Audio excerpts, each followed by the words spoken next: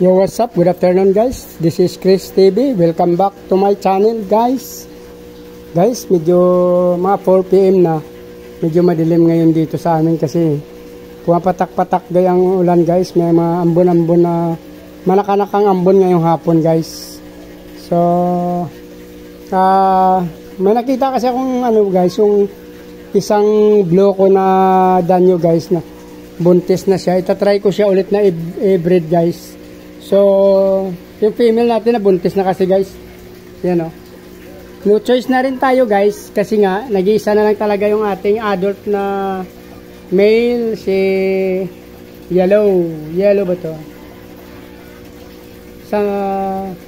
Parang yellow, parang orange. Orange siguro tayo, orange.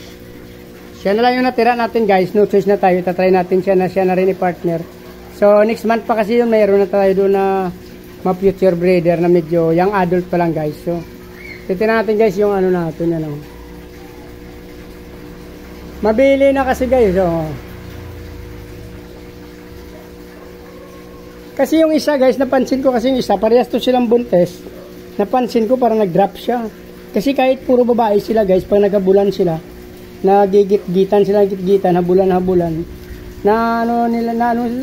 parang i-spawn sila ng eggs nila, guys. So parang sayang hindi na i-fertilize kasi nga nakaseparate tayo sa male and female natin, nakaseparate. So kahit sila lang dalawa, sa tingin ko, guys, parang pag nagabulan sila at magitgitan, parang nag-i-spawn ang egg nila, parang binibitawan nila. So kaysa ang isa nawala na kasi ang bunano niya tiyan, ang bili niya lumiit eh. So napansin ko yung isa medyo hindi pa. So, yung dalawa kasi ito pinagsama ko. Mayroon ako na separate doon na isa pang female, kulay blue din. Sinama ko sa tetra muna. Pero yung male natin, no choice na tayo. Ito na lang nag-iisa.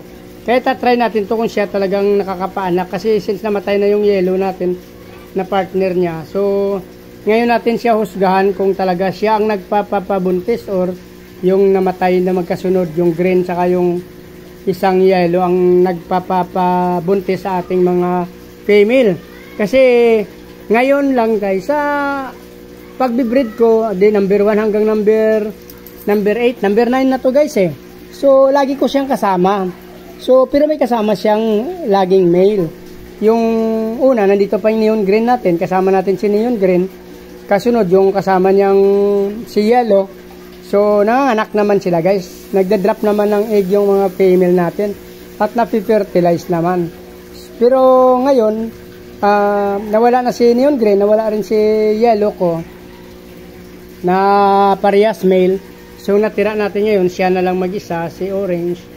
So ngayon natin siya mahusgahan kung talagang siya ang kasama siya sa pag-fertilize ng mga female natin at nanganak, ay yung nag-lay ng egg. Kung mahusgahan natin siya ngayon kung talagang kaya niya mag-fertilize ng egg, kasi solo siya ngayon, wala siyang kasama. Kasi ang ratio natin 1:1 na lang, since siya na lang nag-iisang male natin, guys. So ngayon natin siya masubukan kung talagang kaya niya mag-fertilize ng egg ng ating female, kasi wala naman na siyang kasama. Nakaraan di pa natin siya mahusgahan kasi lagi siya may kasama, si neon green, tapos yung yellow natin. Since parehas na yun na pumanaw, guys, yung isa nawala, ang isa naman namatay talaga. So itatry natin siya dito sa ating buntis na si blue. Kung kaya niya talagang mag-fertilize at mag-lay ng eggs, masusubukan natin siya ngayon sa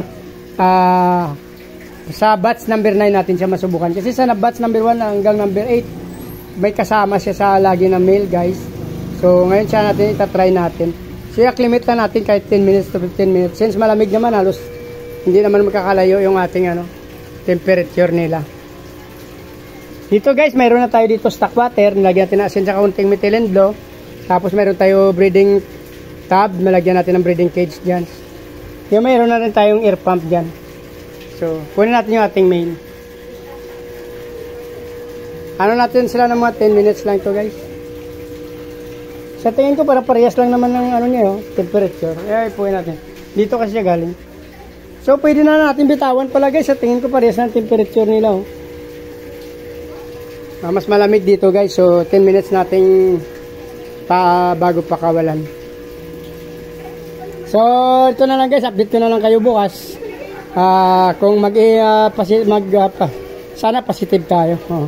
Bukas update ko kayo guys, mga 8 AM to 9 PM. Tatry natin tong ating si Orange kung solo sila guys. Ratio 1:1. So, please like, follow, subscribe guys. Hindi pa nakasubscribe for another content guys. Sa aking mga subscriber, thank you sa mga suporta. At sana patuloy nyo ako na suportahan mga guys. So, maraming salamat. Magandang hapon. Mabuhay kayo hanggang gusto nyo. Bye-bye. Maraming salamat guys.